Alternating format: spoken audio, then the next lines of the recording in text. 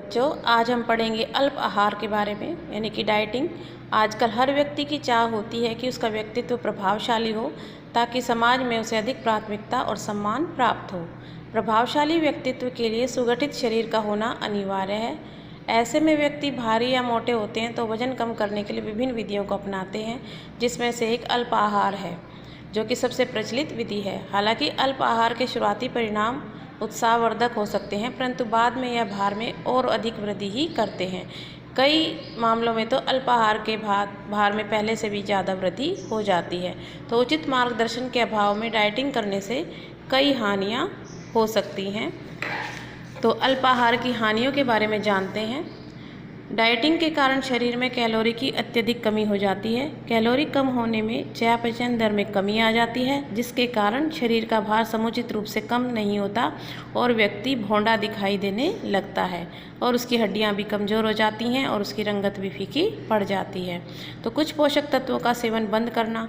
Dieting के दौरान व्यक्ति कार्बोहाइड्रेट और वसा कम कर देते हैं या लेना ही बंद कर देते हैं, जिससे कि शरीर के सभी पोषक तत्व और अनुपात उचित मात्रा में नहीं रह पाते और शरीर को पोषक तत्वों की निर्धारित मात्रा जो है नहीं मिलती, जिससे व्यक्ति की कार्यशीलता प्रभावित होती है।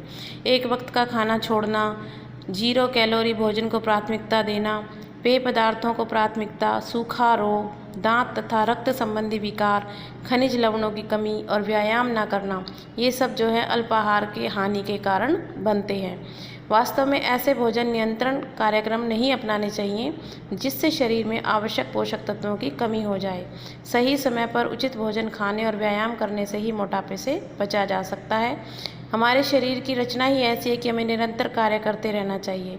शारीरिक रूप से निष्क्रिय रहना स्वास्थ्य के लिए हानिकारक होता है और इस तथ्य को हमेशा याद रखना चाहिए कि जब तक आप व्यायाम करते रहेंगे तब तक आप सीमा का उल्लंघन न करते हुए मनचाहा भोजन कर सकते हैं।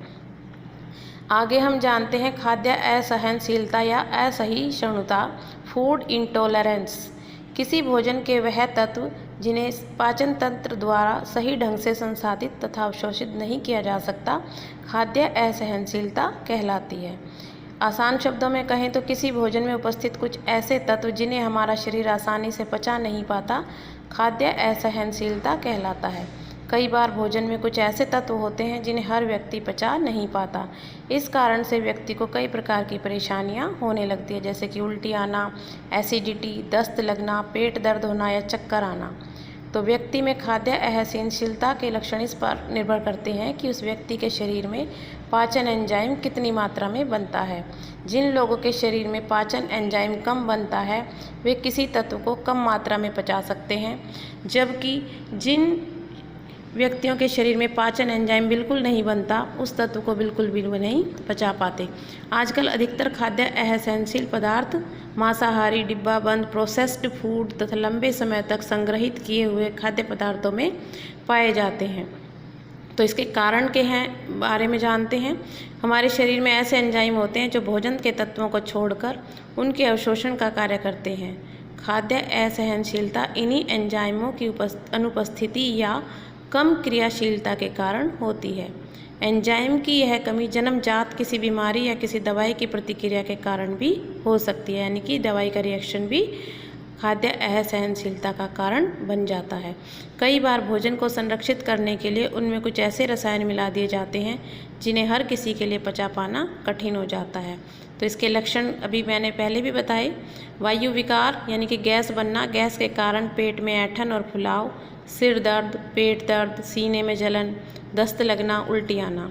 तो इसका प्रबंधन कैसे कर सकते हैं कि व्यक्ति उन खाद्य पदार्थों को छोड़ सकता है जिनसे उसे खाद्य सहनशीलता का सामना करना पड़ता है। और यदि व्यक्ति को इस बात का ज्ञान ही ना हो कि कौन सा आहार उसके लिए समस्या उत्पन्न कर रहा है, तो किसी विशेषज्ञ से उसे परामर्श लेना चाहिए। चिकित्सक द्वारा इसकी जांच और प्रबंधन में मार्गदर्शन दिया जा सकता है। नेक्स्ट है खाद्य मिथक। खाद्य पदार्थों की मात्रा, उनके सेवन की अवधि और विधि तथा शरीर पर पड़ने वाले उनके प्रभावों के विषय में ऐसी भ्रामक जानकारी जिसका कोई वैज्ञानिक आधार नहीं, खाद्य मिथक कहलाती है।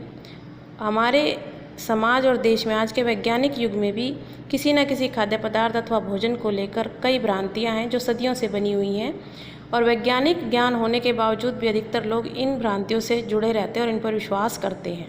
तो ये जो विभिन्न खाद्य मिथक हैं उनके बारे में जानते हैं। जैसे खाना खाते समय पानी पीने से मोटापा बढ़ता है, जबकि ऐसा नहीं होता।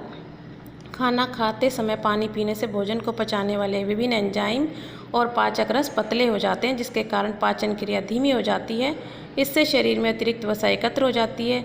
जबकि ऐसा तो सब लोग मानते हैं, जबकि खाना खाते समय पानी पीने से पाचन क्रिया में सुधार होता है। मछली खाने के बाद दूध नहीं पीना चाहिए। भूखा रहने से भार कम होता है। व्यायाम के बाद अधिक भूख लगती है। चावल और आलू के सेवन से मोटापा बढ़ता है। अंडे खाने से कोलेस्ट्रॉल बढ़ता है। वसा रहित खाद्य पदार्थों के सेवन से भार कम होता है। तो ये कुछ ऐसे खाद्य मिथक हैं जो कि हमारे समाज में प्रचलित हैं, जबकि इनका कोई भी वैज्ञानिक आधार नहीं है।